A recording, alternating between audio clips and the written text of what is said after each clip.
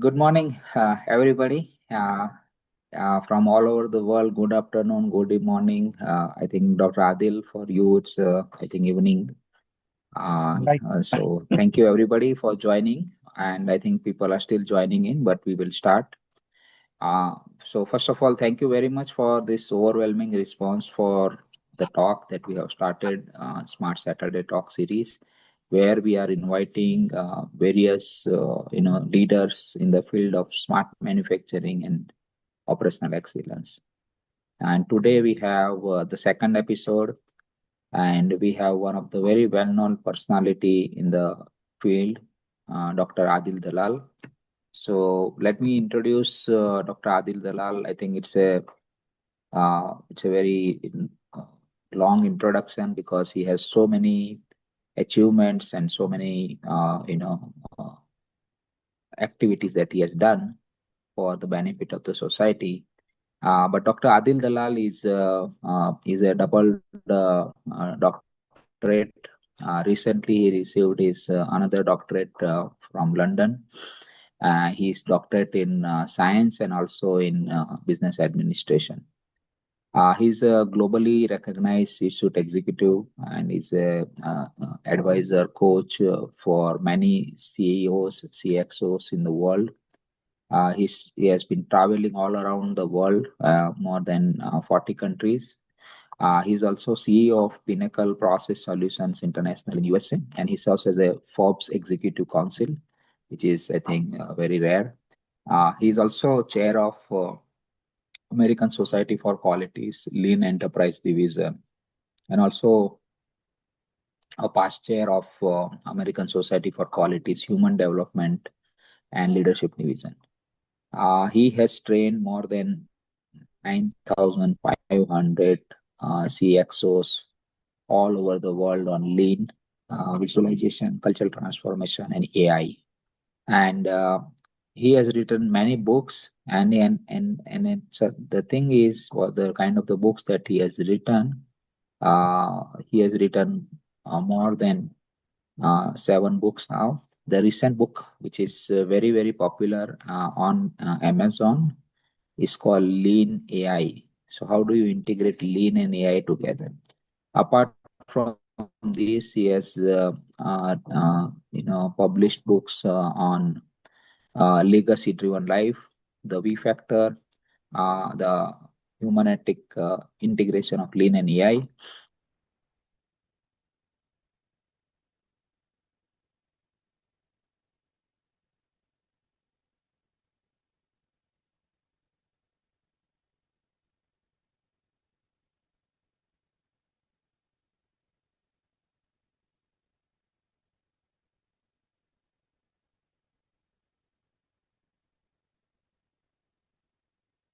Sir, you're mute.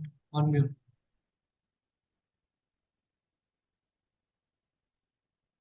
I think Zoom got tired of my bio. Nital.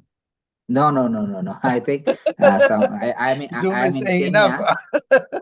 I'm in Africa right now, so you can No expect worries. that connectivity issues. Yeah. Okay. So that's why I have Pratyay in my backup and Aditya is my backup. Okay. So I was just saying, Dr. Adil has written many books, 7 books already, including Lean AI, V Factor, then 12 Pillars of Project Execution, and the Change Your World so you can change the world. Okay, that is coming now. So, and he has many awards and recognitions. Okay, and if you see the list is long. If you visit his website, which we will post, I will just post in the in the message. I think you must go through that list for everyone to understand. The list of awards and recognition, it's a full page. You just scroll, and the scroll doesn't end actually.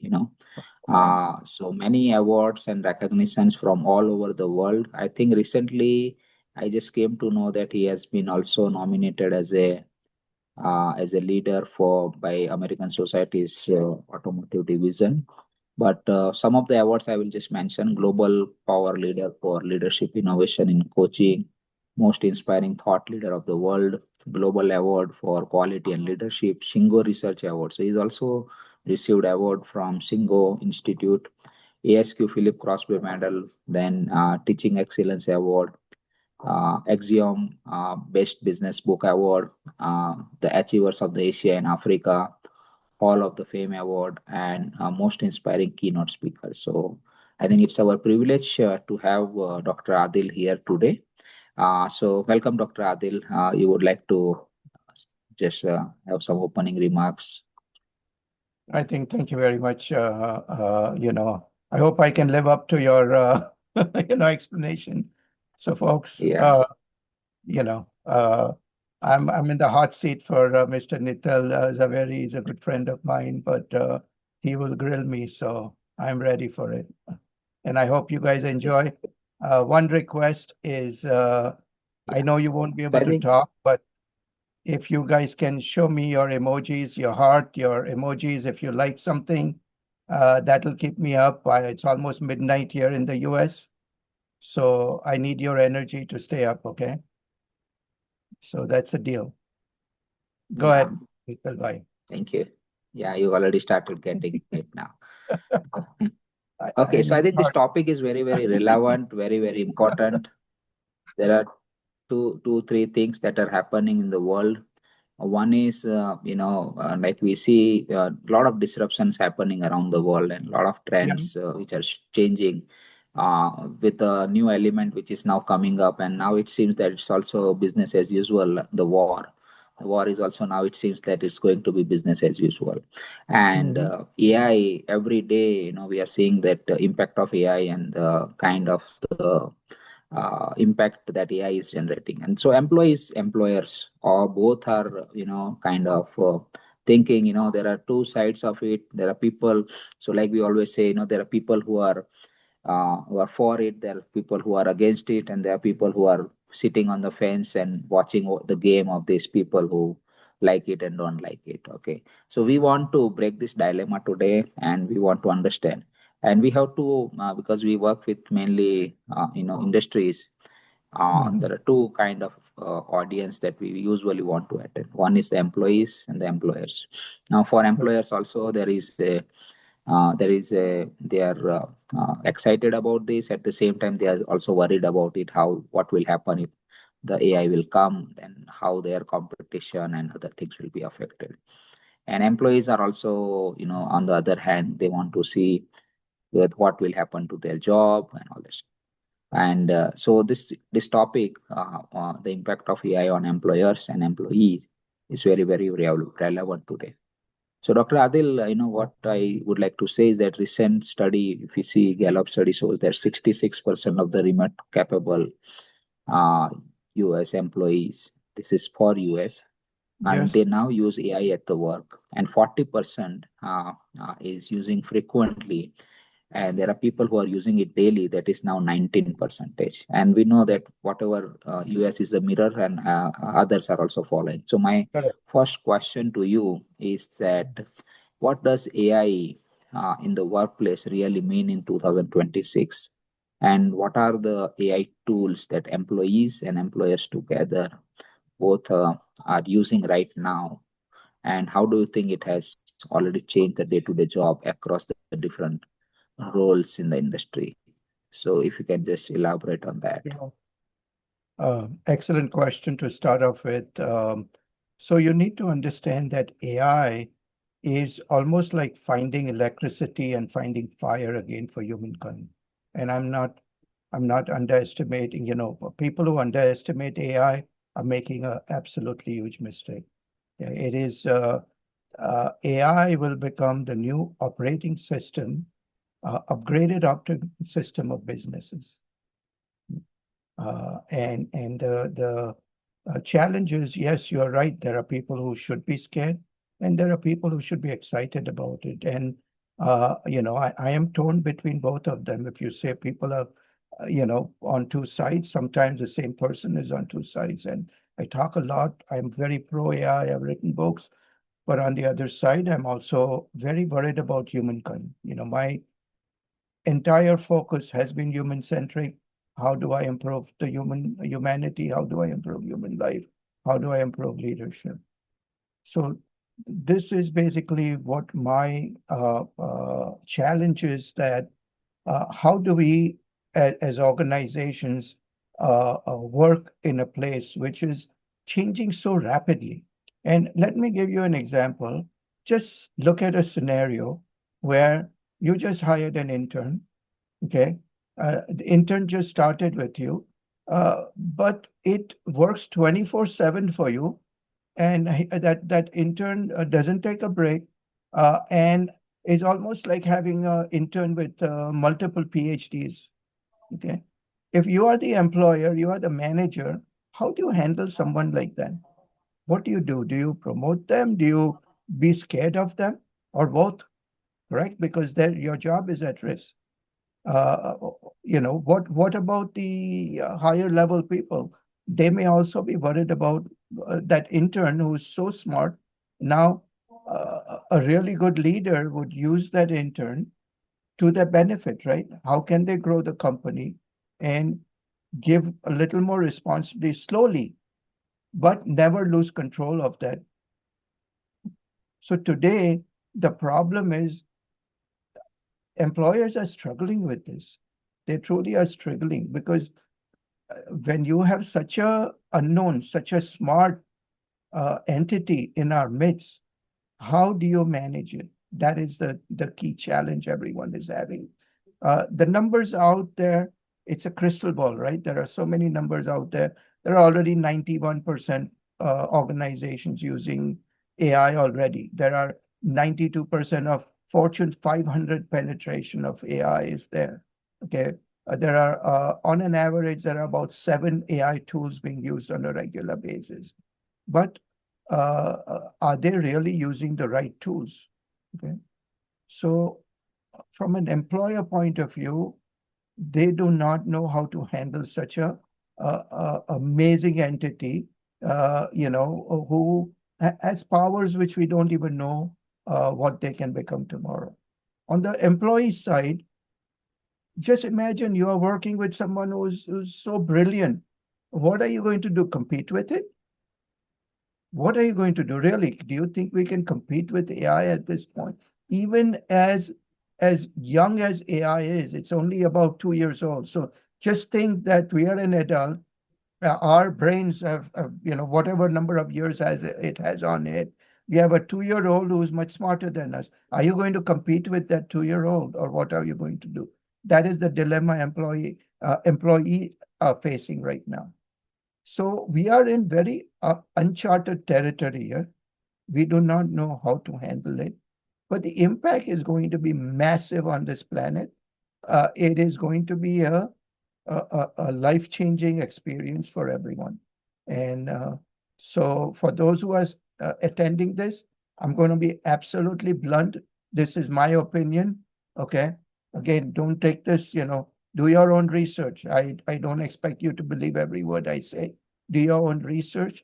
But I am very good with extrapolation of data.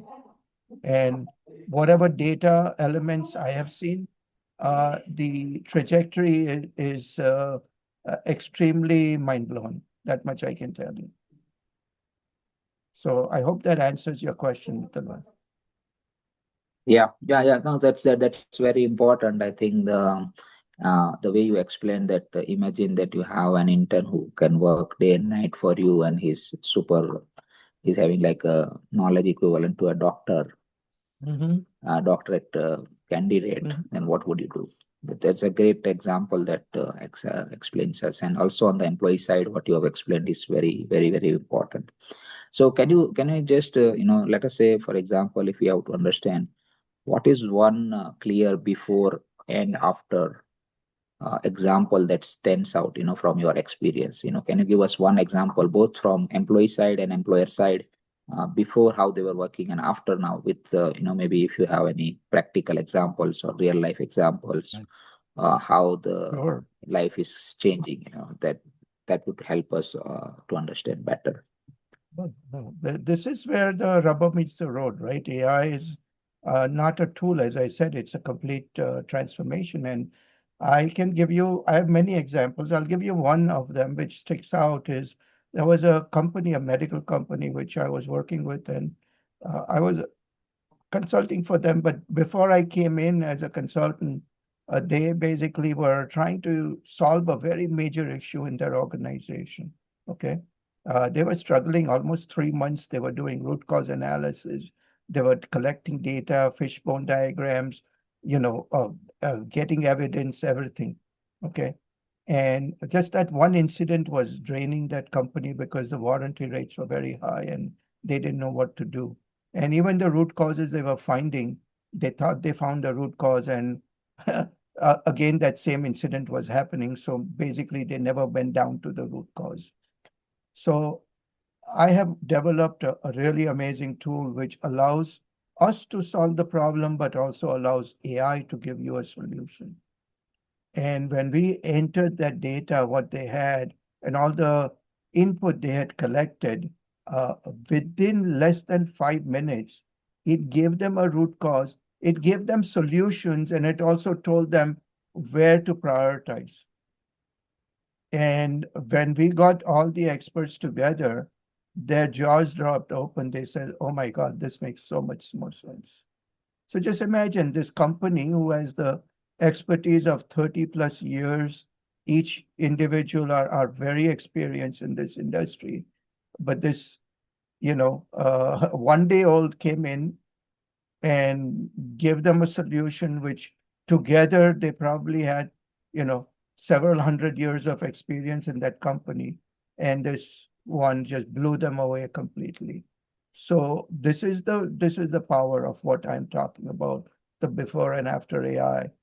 You will not be able to compare it. So this is so the best AI implementation should not just speed up whole process. They need to expose the processes. They need to break those processes. They need to understand these processes very well. And it should reveal that the human being should not be chasing all this nonsense. They should be focused on really adding value to the corporation.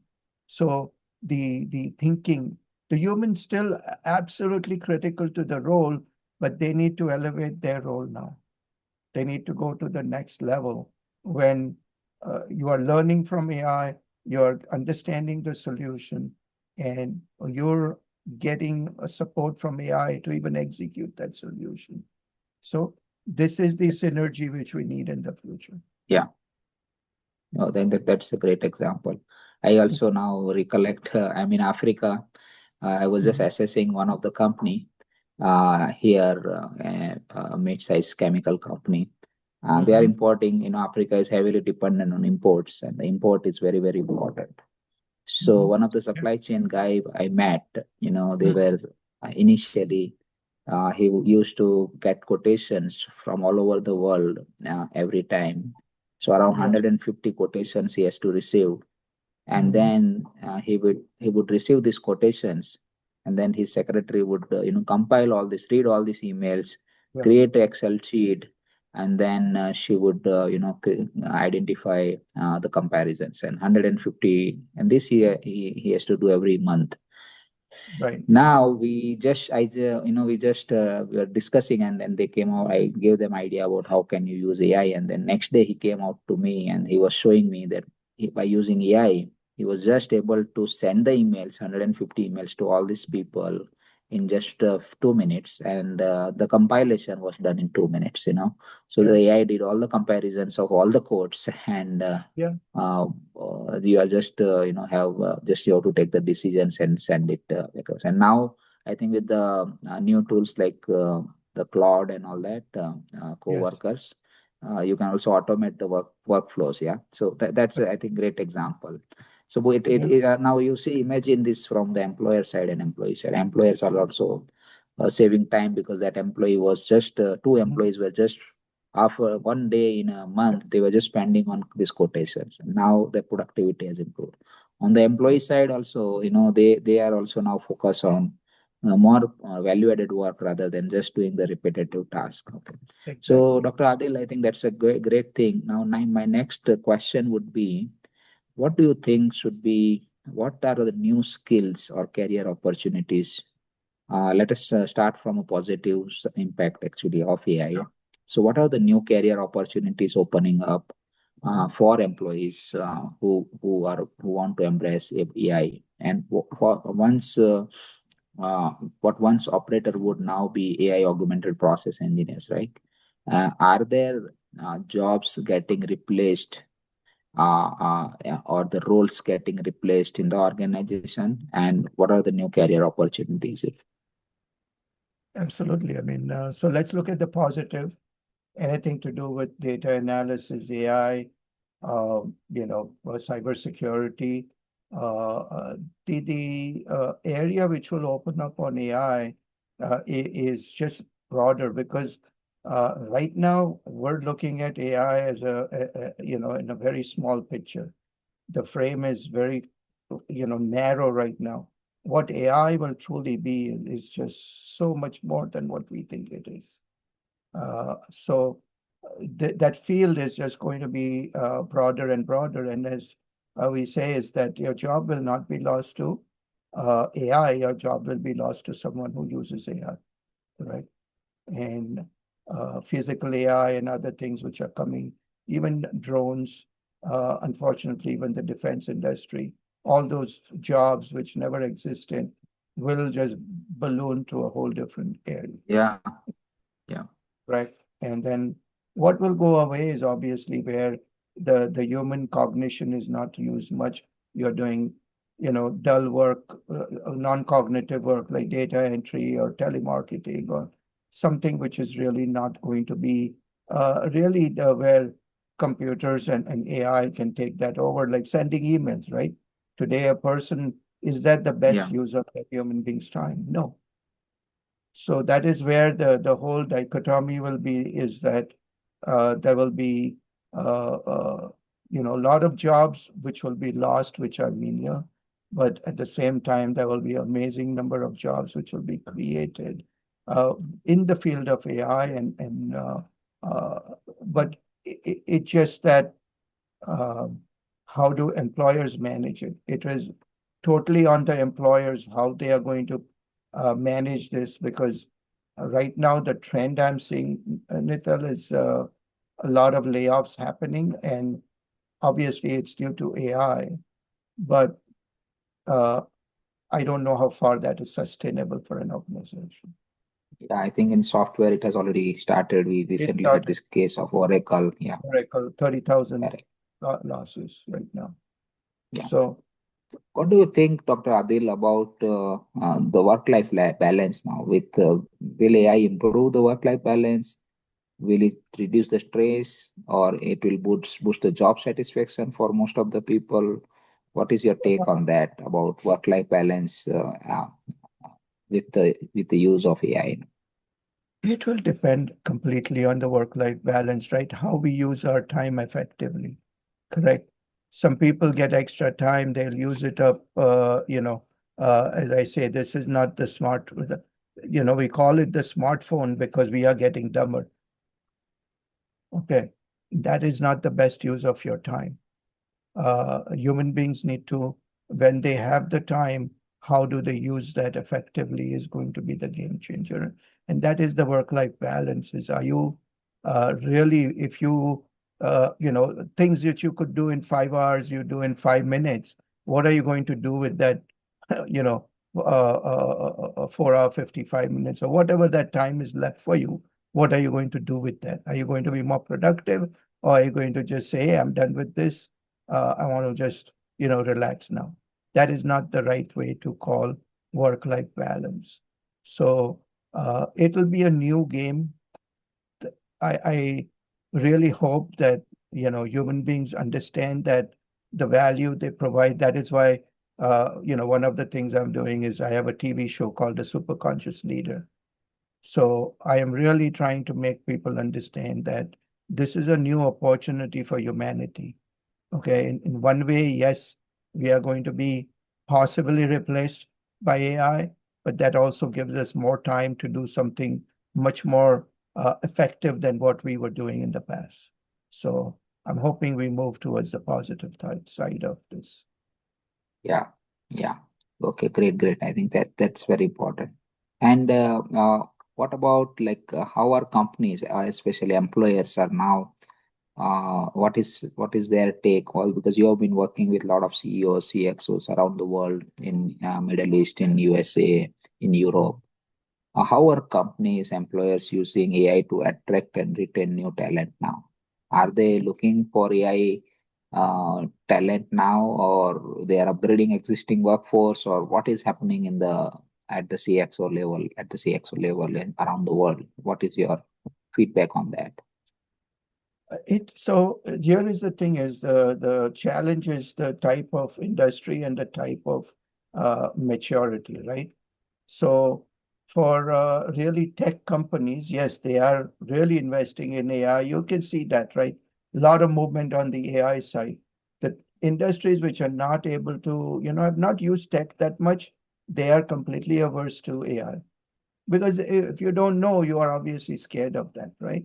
So we are in that period right now where one of them is going, 110 miles per hour on this. The others are, at almost, not even 5 miles an hour. So there is going to be a big separation of people who are using it in to drive technology and not drive, so who is better? Time will tell. But we cannot be the ostrich putting our head in the sand, hoping AI will go away. That is not going to happen, believe me. Okay, it is here to stay and it is here to grow, Okay. and it will become deeper and deeper into our culture and into our lives. Yeah, yeah, that's right. And now, if you see like recent, some of the research which is done by PwC Yeah, recently in 2025 on AI, it yeah, says most of the industries are now there is a 3x growth in the revenue per employee by using the AI. And also the another survey says that the workers with AI skills, they command around 23 to 56% higher pays than people who don't know AI actually. So for employees also, it's now pressure to learn AI, and for employers also, because their competition is using this, So now I think we have discussed about the positive side. Let us now talk about the risk of AI now in a real life. So, again, we know a lot of news, like, apart from this Oracle, do you see, like, and I would also like to mention here one more thing, Dr. Adil. Recently, this global lighthouse survey of World Economic Forum, which is mainly mm, for manufacturing companies, we see now 70% of the new companies who were declared as a global lighthouse, they are now correct. using AI. So 70% of the manufacturing companies are now using AI, not in transactional processes, but in the manufacturing process. Like for example, case studies like where the process uh, recipes, like there was a case study by one of the pharma company where Mm, they have to, every time they decide a new product, the tablet compression yes, parameters were decided by the humans, and they do a lot of trial and error. Now they yes, fed all the machine parameters into the AI. Now the AI is telling them what process machine parameters you have to set, so yeah, that you get right first time, this thing. So your correct. research and development time and new product introduction time was reduced by almost 80%. So we have this kind of positive case studies. But on the risk side now, what Mm. do you think? We know now this Oracle case study recently, but apart from this, what kind of jobs will be replaced? Do you see, you think will be replaced both in manufacturing, non-manufacturing kind of organizations? And is this job loss fear real, or it is we have to just it's just a hype actually? So what's your take on this? What kind of jobs will be replaced, and is this job loss fear real? Correct. And so, Nital, obviously you own a business, right? You have a business, correct? Yeah, Okay. yeah, You have an option to hire someone at say $3,000 or $4,000 or maybe whatever, amount a month. On the other hand, you have, and they're going to take lunch break. They're going to do all this. There's going to be human beings obviously have their own pace of working. You have someone who's at, say, $20 to $50 a month, and they're working 24/7, never ask you for a raise, never want any breaks from you, uh, you know, really churn out some amazing things for you. As an employer, what would you go for? Be honest. Obviously, I would like to, go for the employee which is cheaper This is and the mindset of the working more. Yeah, employer, right? definitely. This is Yeah. the mindset of the employer is, hey, I want to grow my business. I want to be profitable. Uh, Now I want to. So what happens is it happens at the cost of human beings, right? Because human beings are slower. We are, again, we have our own capacity. We have our own talents, which AI is not able to replace right now. Correct. We feel in future, right now we feel, oh, menial jobs are safe. If you're a plumber, if you're an electrician, if you're a cook, chef, whatever, your jobs are safe. It's the white collar ones who are getting hit. Just wait. Just wait. We have not seen anything hit our market yet. Humanoid robots are ready to go. They are in millions already, and they are going to be, at a price where just like you can rent a Uber, you'll be able to call a chef, come home, cook the best gourmet meal, and leave. You understand? That is that is what is going to be happening. And again, mark my words right now. Okay, you've not seen anything in that area. So it is coming fast. We just don't know how badly it will hit us. So yes, it is going to Okay. be a huge, huge impact on everything we do, but that does not mean human beings should give up. We See, our brain is extremely powerful. We are a supercomputer. We literally have enough connections in there similar to that of a galaxy. Okay, so don't underestimate. That's why I wrote the book V Factor. The V Factor is about neurodynamic excellence. We have some tools at our disposal which we have not used. And as I am also working on AI, I'm also trying to raise the level of humanity to be competitive. We may not, at some point, we may become co workers with AI. We don't want to be self-serving. We have been the alpha species on this planet. The chances is within a couple of generations, we will become the subservient. And that is where my fear is. And I've talked about it on TEDx stage. I've talked about it at Okay. Davos of Yeah. how that happens.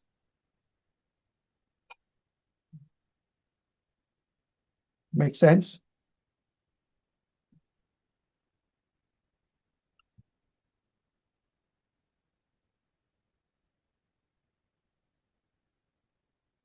Yeah. I think completely makes sense. Yeah.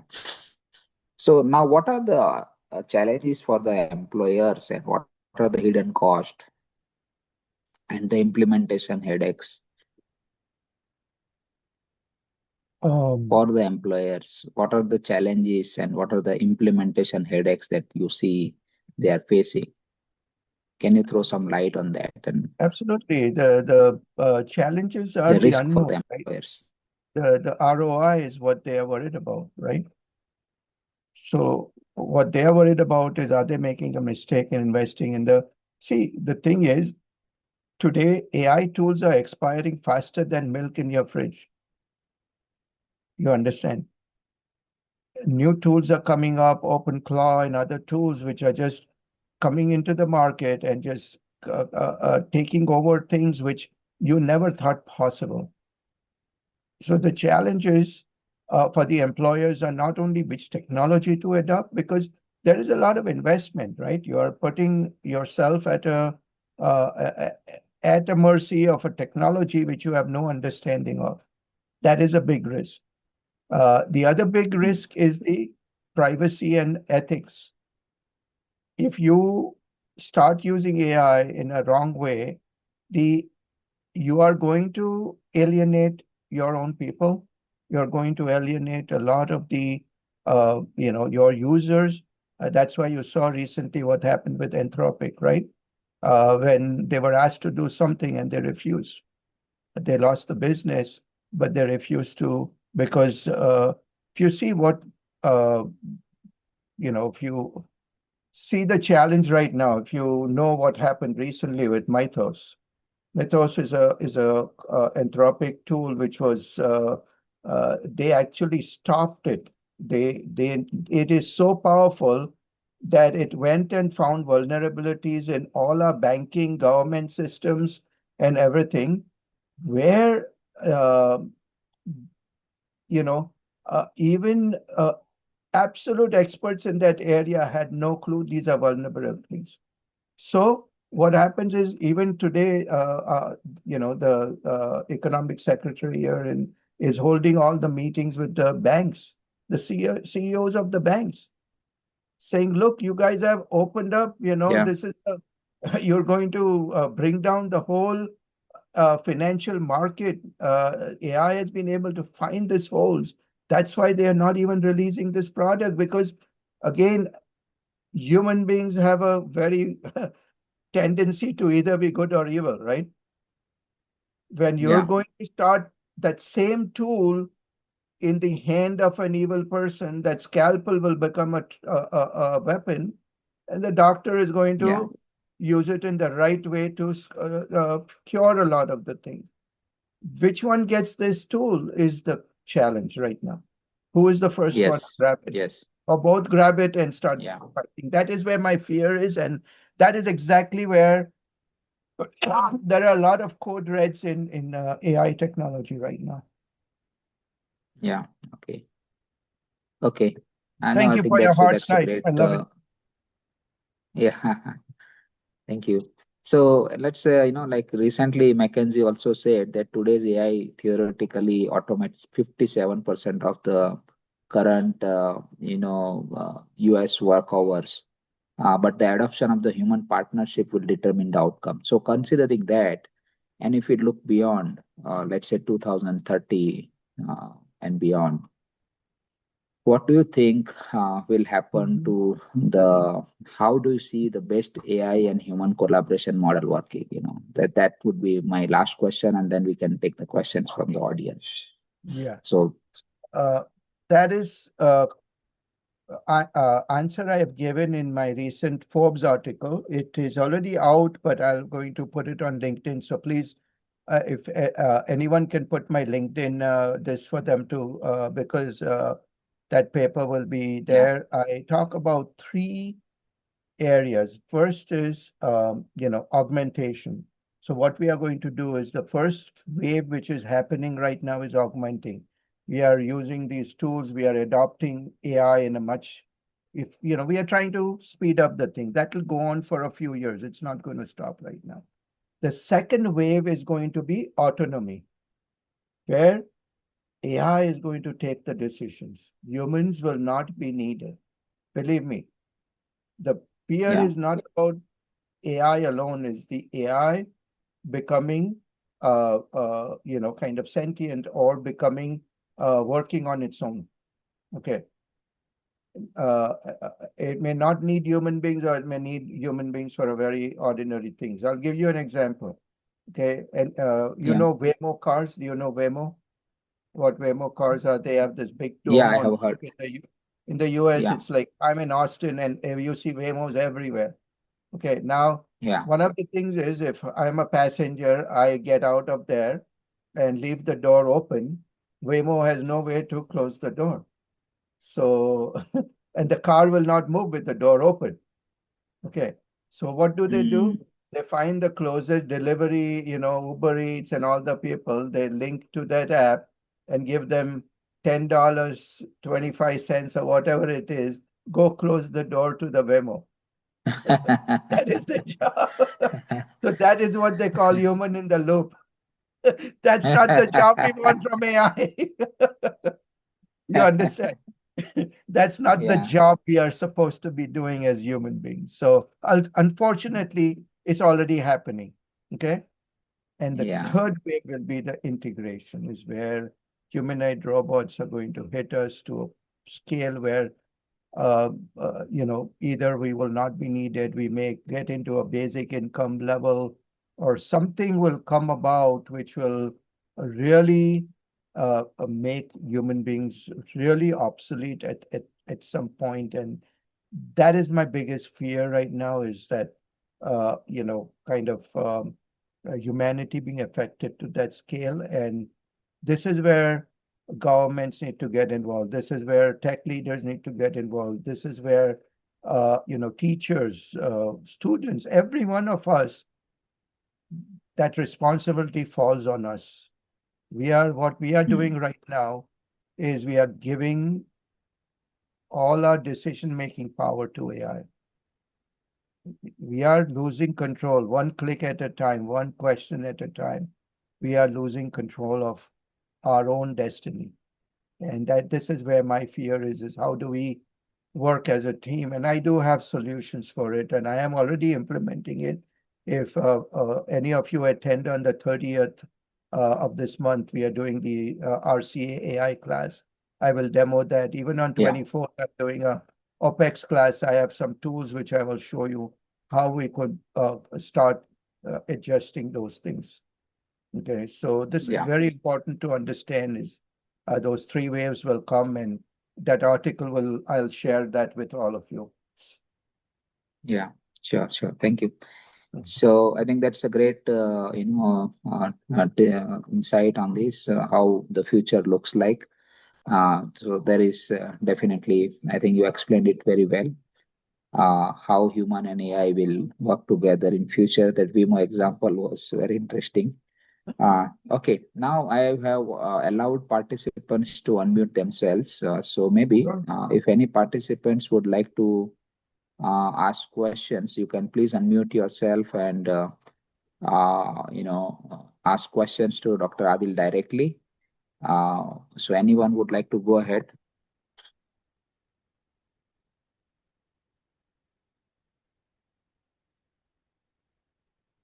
If anyone from the audience would like to ask any question to Dr. Adil?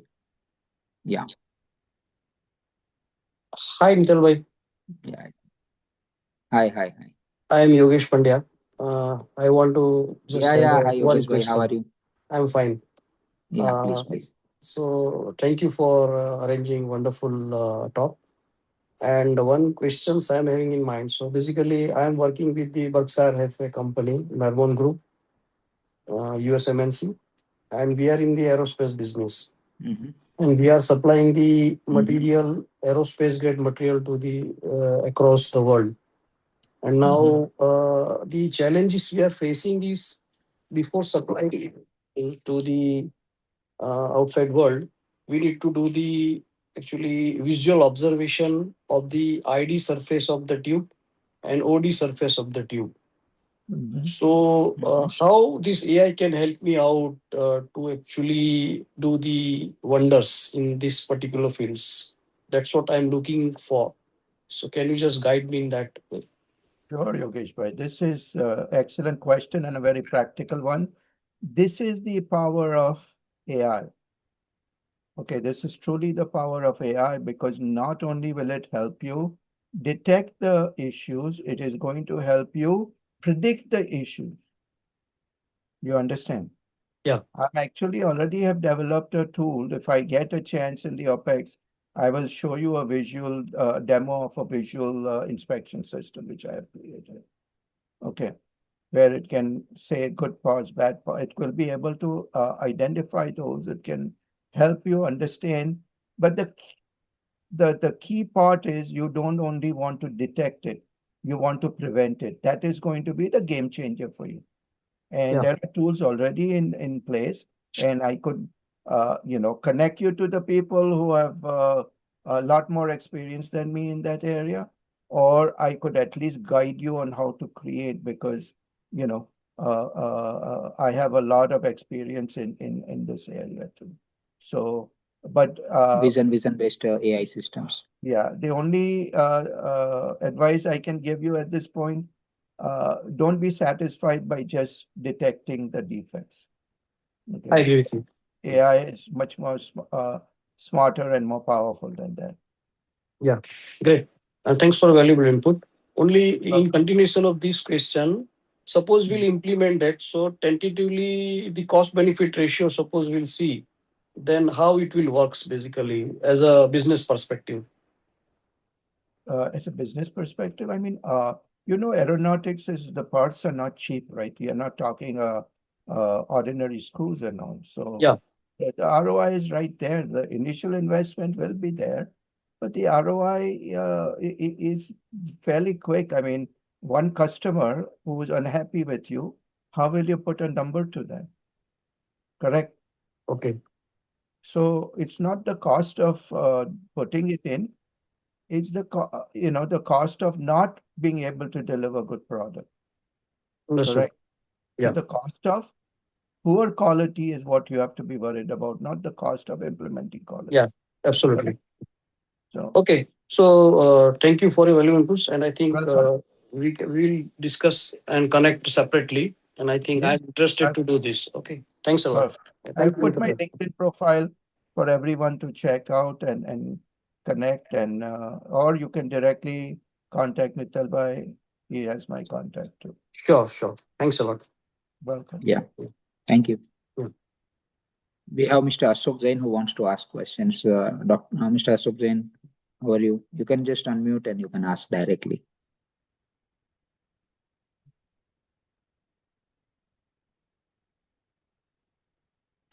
Jain sir? Go ahead, sir. Hello. Yeah, hi. Yeah. Hello, Nital Bhai and Dr. Adil. I am Hardik from Vasu Healthcare. Hardik bhai. I have a question about the planning and inventory management. How the AI can help us on the planning module and the inventory management side. It is, I mean, it can definitely, how many SKUs do you have? Currently 3500, 3500. That's nothing for AI. Okay. You're going to get some amazing results. The thing is designing the right tool for yourself to do that. And I can guide you with that. I have people who have developed this already. So if you need any support, any help, we'll be very happy. Or at least if you have any questions, I can guide you that these are the critical things you want to look out for. But it'll make not only the key for this is not just implementing it once, it's a sustainment because Okay. it's how to predict the usage and everything.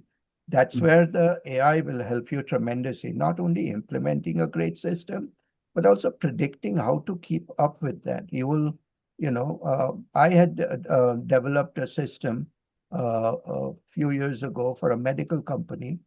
In 6 months, we saved $6 million. I have actual data on that, how we saved it. So this is not small numbers we are talking about. Okay, we are talking huge numbers, and also with pharmaceuticals, you have to look at the expiry dates, you have to worry about a lot of the factors. All that will be covered in that. Traceability and everything will be completely taken care of with these tools. Okay. So, Okay. Yeah, And please. just I would like to add on this. So you can try this Siemens Op Center, and also there is another software which is called Esprova. So they are called APS. APS means Advanced Production and Scheduling Systems. Okay. And what happens is once you allocate your machines, you allocate your SKUs, you say this SKU undergoes through these processes, and this SKU has to use these machines and these resources. And once you put this, and there is just one click, you press that one click, and it automatically creates the schedules for you. yeah. And if you integrate this with your ERP and your other machine systems, let's say your one machine is down, so there are three products orders which are affected. So the moment you say this machine is affected, it will automatically readjust the schedules for you. It will also tell you the prediction that what is the likelihood that you are going to serve this order, and also how are you going to fail and what you should do so that you will be able to at least minimize the impact on your customer. So all these things are possible. I have posted in the chat also that two softwares you can check out, which is already having AI capability also. There are a lot of other softwares like Dr. Adil said. Yeah, that is one input which I wanted to give. Yeah. My goal is always I like get a tailored suit, right? So what your problem is, the power of AI is to create a solution which solves your problem, not because AI can do a lot of different things, and the more options you have, the more chances of AI can break your system. Okay, and this is not a general rule, but it is a possibility. So you want a quick and a fast solution, what Nital Bhai is saying is absolutely the right way to go. But if you want a longer term customized solution, you need to start looking at what are you trying to solve. And then today we can create something fairly quickly for customers who really get the full benefit out of what they want. It's not the end all solution, right? So you have a lot of good options there. Yeah. Okay. Sir, Thanks. So question, Ashok Jain sir. Yeah, please go ahead. Yes, sir. Thank you, Dr. Adil and Nital Bhai, for the wonderful session. Thank you. My question is regarding MSMEs in India. What the owners, they look for data security and use cases for them really getting convinced and then start using this. So that is the challenge that I'm seeing with reference to MSMEs, small scale industries, medium scale industries.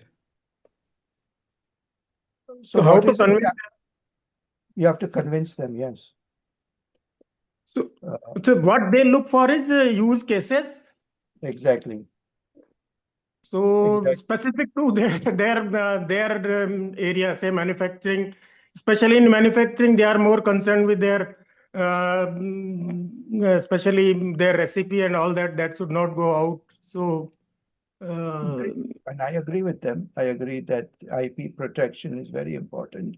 With AI, whatever you put it adopts it as its own and shares it with the world. So that is why there are systems which have been created which protect your data. There are a lot of software like that with this kind of MSME who are struggling with it, and I totally support what they are trying to do. They have to be worried, but there are solutions to it. The use cases again customized, where they come, we can show them exactly this is your problem. See how fast we are able to solve it. I gave you the example of the root cause analysis, right? They didn't want to open it up to everyone. We went in, because we had an NDA and all, in our software, they knew that it was very secure. The data was not going outside their system. They tried it out and they were, it was a jaw-dropping moment for them that, wow, we could not believe that this is happening. So it takes only one thing to prove that this is the tool of the future, correct? I can share one example. Recently, I'm in Africa, Jain sir, and I'm working as a consultant for one company which is manufacturing blow blast products actually. So they make the containers for pharma FMCG companies, like cosmetic companies and edible company, food companies. So one of the problem which they were facing was there are some black dots on the container. Okay, any cosmetic company, if the container is having black dots, then it will a lot of issues. Okay. So they were trying to solve this problem, and I was the consultant, but I don't know technically how this process works. So I told them to just search, instead of Google, just ask AI, how do we, go about identifying the root causes? And you will be surprised. The solution given by AI was none of us thought actually. He said, first you identify how do you identify what is the source of the black dot? And he said there are two possibilities only. The AI gave us this answer that there are two possibilities. Either there is a thermal degradation in the process, which means your temperature, which is melting the plastic, is overheating, or there is another possibility is the contamination of the foreign material. Now, how do you determine this is this? So they say whenever you get a bottle which is having black dot, you cut that black dot portion, take a hard surface, hammer it, and break it. If when you hammer it, and if it becomes that black dot turns into powder, that means it's a thermal degradation, because if it is a thermal degradation, it will turn into powder. If it is a foreign material like metal part or wood part, it will not turn into powder. And you won't believe, I was there yesterday, and this team is in Uganda. The people doesn't know anything technical. They are very slow, but they did this. They took 10 black dots, they hammered it, and all the out of 10, they found nine black dots was having metal particle, one black dot was having wood particle. Then they found out where is the root, where is this metal particle coming from. They installed yesterday the magnetic detection system in the hopper where the material is getting fed. The problem is resolved. Great. These are just simple use cases by SMEs, Yeah. So, Sir, you okay, understand thank you. understand the challenge in Indian MSMEs, sir. Nital sir, that's the Yeah. real challenge. Yeah. The But now I am helping more African countries than India. the problem That's will right. be when we Dr. start Adil, please go ahead. using that on our bodies and say, Dr. AI, I am facing this. What can I do? It'll give you a list. So Yes. don't troubleshoot on Yeah. yourself. Yeah. That's right. I think we are at the end of the session. Maybe we can take one more last questions and then we can wrap it up. Okay. Sure. One question can I Thank you. take up, sir? Hello, Yes. Go Yeah, ahead. please, Nital please. bhai? Go ahead. Yeah, this is Go ahead, Ketan bhai. Ketan Go ahead. Patel. Yeah. Thanks, Dr. Adil, and thanks entire Sure. concept team, Nital bhai, for such a great program. Now, sir, my question is not from manufacturing. Mhm. My all 36 years went in a EPC business. That is a engineering, procurement, construction as a contractor, and we Mhm. do for oil and gas, sir.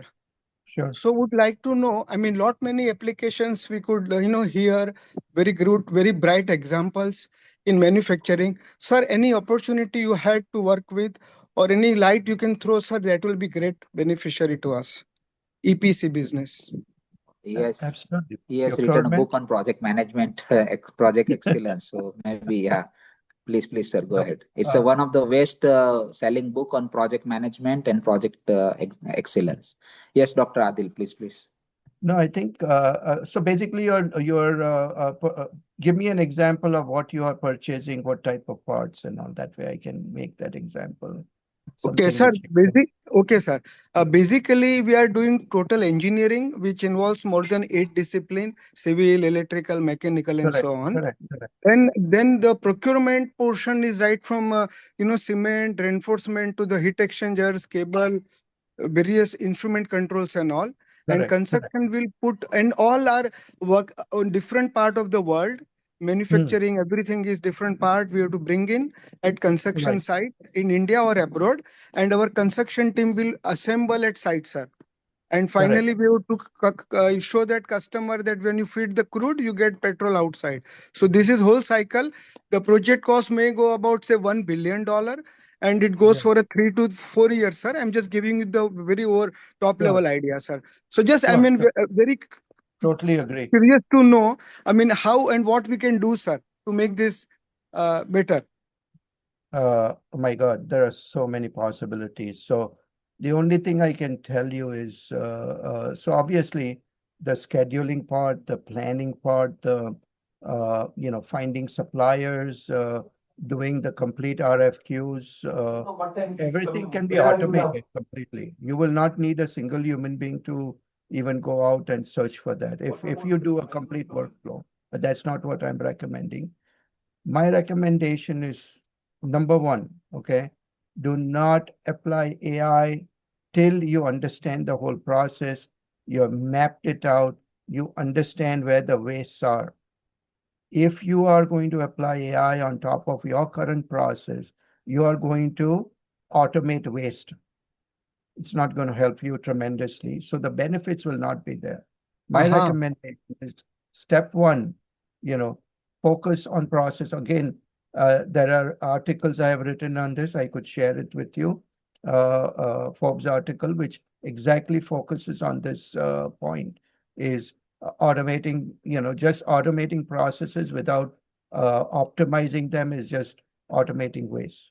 So first thing I would advise you to do that, and then look at where the problems are and use AI to solve. Don't try to use AI as a silver bullet. It's not going to, it can help you throughout the process, but where are the challenges? If you use it more as a tool than just a overall this, correct? If it's not broken, don't try to fix it. That is my recommendation to you.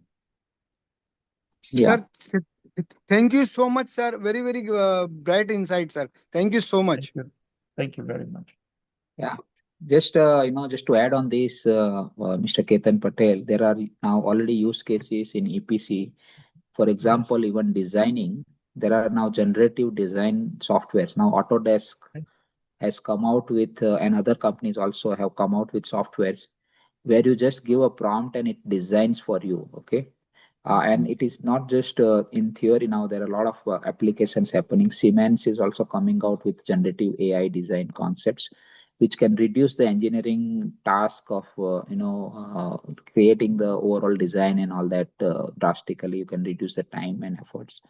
There are use cases of in EPC about automated quality control, because in EPC the inspection is very, very important. There are concepts like building information modeling, like where your EPC is getting constructed, the site is being created in progress. You can see live virtual digital twin of the site of what is happening, and you can track the progress without visiting the site. You can, at the office, you can see what is the progress at the site. And those things people are using. Apart from this, there are a lot of other use cases in supply chain, in EPC, even in construction execution also, in terms of scheduling and auto adjusting the scheduling. So there are a lot of use cases like that. But I think that is very, very important how this kind of organizations, EPC organizations, can use AI. Yeah, Hardik bhai, I think we have to take this question from Hardik bhai Thank you from so much, sir. Vasu. Thank you. Thank you so much, Go ahead. Nital. Yeah, thank you, Nitin bhai.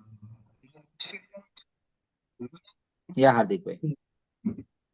We are several processes using tools like Hello, Hardik bhai. yeah, I am audible. We can't hear you, Hardik. Yeah. Yes. Okay. So my question is that we have automated several processes using tools like NLN, uh, render, cloud, and many more. Right. So my concern is that what is the security which we take like what type of concern we can consider as a security side. It's a We big concern. sorry. It's a big concern. So it is Uh, a trustable site or what? of course, it is a trustable site. Even there is a button there which says, "Do not use my data for training Training the purpose. model."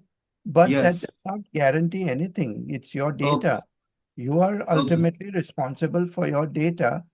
There are Okay. tools available to put it only in your system where, see, when you are putting anything on the cloud, the chances of they may not knowingly want to spread it, but there are people who know how to get to that once it's in the cloud. Correct. Okay. So Okay. today there is nothing called 100% secure with AI. Nothing. Okay. Okay. Nothing. There is nothing you can be absolutely sure, but there are ways to protect it as closely as you can. And we can go into detail of that, how to do that. But the data stays. The more it stays on your system, the better it is. So a lot Okay. of them have even desktop versions of it, which would be much Yes. safer, Yeah. but nothing is 100%. Okay. Okay. Okay. Yeah, Thank you. I agree to that. And there is a, there are, whenever you use AI, you have to go to the settings and you have to at least enable this setting, what Dr. Adil has said. Do not use my data for training purpose. Even if Okay. you are using it here for personal use, you at least enable that setting. The second thing is like, that is why, more than, because they are all said, telling that it is secure and the data won't be used, but still you have to be cautious. But Microsoft Copilot and other systems, they allow you to use this at an enterprise level where your enterprise data remains in your, it only goes for algorithm to the outside, and then your data remains in your system when That's you good. use the Microsoft Copilots and all that. So those systems are there, and there are a lot of other things which are there. Yeah, sure. But I think that's a good question. Okay. Thank you. Thank you so Okay, I much. think thank you very much. And I think it is very, very good. We are overstretching by 10 minutes, but it is late night for Dr. Adil, so we have to really thank you, Dr. Adil. You are Welcome. from My pleasure. USA. You are at late night. You are still helping us, guiding us about this topic, and it was really My a pleasure. wonderful insight. And I really enjoyed the way you put this in perspective for both employees and employers. You put it the positive side. You put the challenges and the threats that are coming up, and you also gave us a vision for next what is going to happen in future. Okay. I think for all the audience, I would really thank for asking very meaningful, relevant questions and really getting engaged, putting in a lot of emojis, as Dr. Adil said, which kept us going. And yeah, I would like to just request all the audience to keep, maybe we'll not be able to discuss, but you just think about what is the one best thing that you have learned today, which you can use in your personal life. What are your going to be your next priorities for next 12 months after this session? And what are the optimistic scenarios where you are going to use the AI to change the way you work? Okay. So with that note, I would like to close the session. Last closing remarks from Dr. Adil. I really enjoyed it. Thank you, Mr. Nital, for allowing me to, share the thoughts here. And I think this is a very interesting topic and a very important topic. And your engagement, was meaningful. Totally agree with Nital that the questions were very insightful.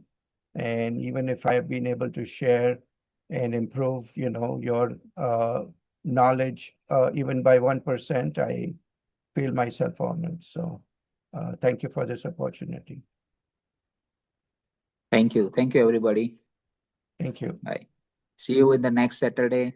We have a topic on Power BI by Mr. Jitendra Singh. So please stay tuned. If you're not registered, please register. How do you use Power BI and data analytics?